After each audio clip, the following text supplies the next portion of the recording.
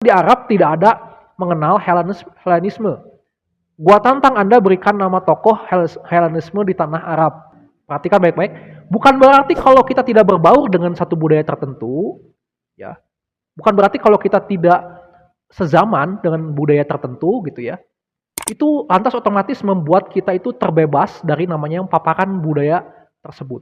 Ada yang dinamakan dengan referensi. Jadi dengan referensi ini, kita nggak mesti harus hidup sezaman. Kita mencuplik perkataan orang-orang lain, ya, baik melewat buku, baik lewat omongan langsung dari orangnya, supaya dijadikan sumber primer. Ada yang bernama Al-Harits bin Khaldah gitu ya. Ini seorang tokoh yang lahir di tanah Arab. Nah, sebelum dia memeluk agama Islam, katakanlah dia memeluk agama paganisme lah ya, orang menyembah berhala gitu ya. Dia menjadi seorang tabib, dokter, itu belajar ke yang namanya kota disebut dengan Jundisapur, itu ada di Persia.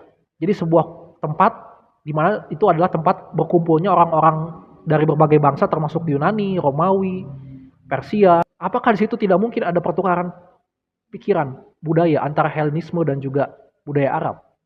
Tentu ada. Kemudian setelah itu dia bertemu baru dengan Muhammad, dan justru ketika itu terjadi percakapan di antara Muhammad dan juga Al-Harits ini yang dipakai ditulis di dalam hadits Muhammad itu sendiri. Muhammad mengatakan bahwa ibu yang menyusui, istri yang menyusui anaknya yang sudah lahir gitu ya, tapi dia sendiri sedang hamil, seorang istri yang hamil menyusui anaknya gitu ya, itu dianggap berbahaya oleh beliau.